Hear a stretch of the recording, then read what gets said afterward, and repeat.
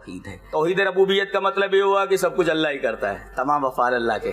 مطلب یہ ہوا کہ ہمیں اللہ ہی کی عبادت کرنی چاہیے. توحید اسماء و صفات کا مطلب یہ ہے کہ جتنے اوصاف اللہ تبارک و تعالی نے اپنے لیے ثابت کیے ہیں اور نبی نے اللہ کے لیے ثابت کیے, تمام اوصاف کو ویسے ہی مانا جائے, بلا تکییف, بلا تمثیل اور بلا تحریف, اسی طریقے سے مانا جائے.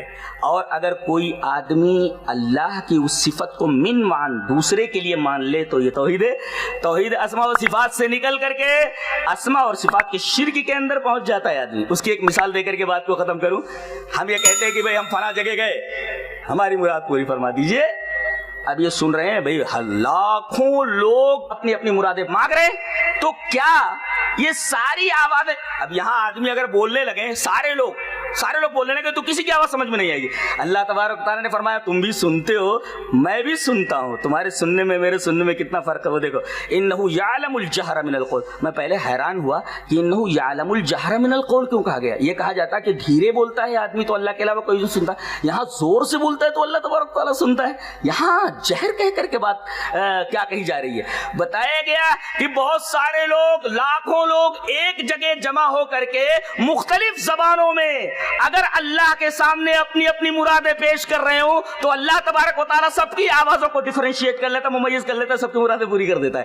یہ اور کسی انسان کے بس کی بات نہیں. اگر آدمی یہی صفت بے عینی کسی مخلوق کے اندر مان لے, یہ شرک فی الاسماء و صفات کی تین قسمیں جو ہے نا, توحید ربوبیت, توحید الوہیت, توحید اسماء و صفات, ان تینوں کے درمیان ربط جانتے ہیں کیا ہے؟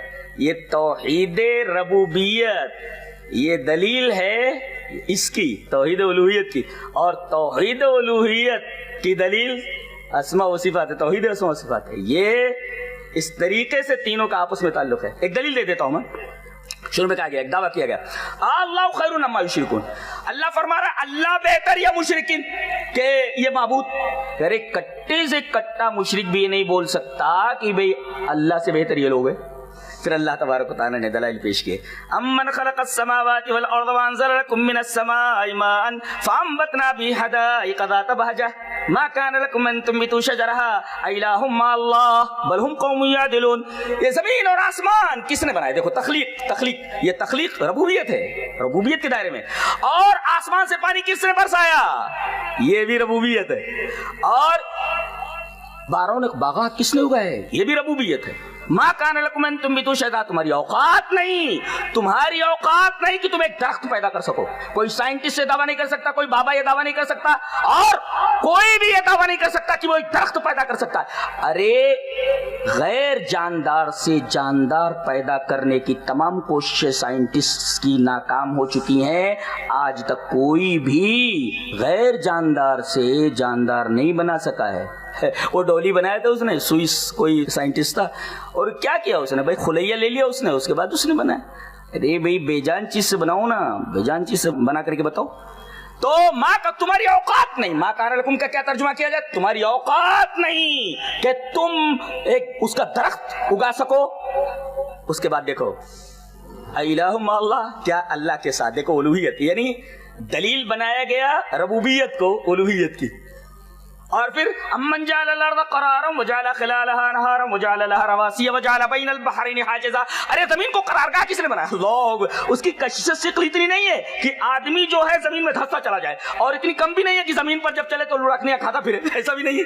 زمین کو قرارگاہ بنایا, اور دریا بنائے, دونوں ساتھ ساتھ چلتے ہیں, لیکن دونوں کا جو سرفیس ٹینشن ہے وہ الگ الگ ہوتا ہے. اللہ وقت نہیں ہے بیان کیا جاتا. اور اس کے بعد پھر پوچھا گیا الہ مع اللہ, اللہ کے ساتھ کوئی اور ہے؟ دیکھیے توحید ربوبیت کو دلیل بنایا گیا. توحید الوہیت جو دعویٰ ہے یہ میں ہی الہ ہوں, میری ہی عبادت ہوں. اور آخر میں یہ بیان کر دیا گیا جب میں ساری چیزیں یہ سب تم اقرار کرتے. اچھا سکوت اس بات کی دلیل ہے کہ ان کے پاس کوئی جواب نہیں.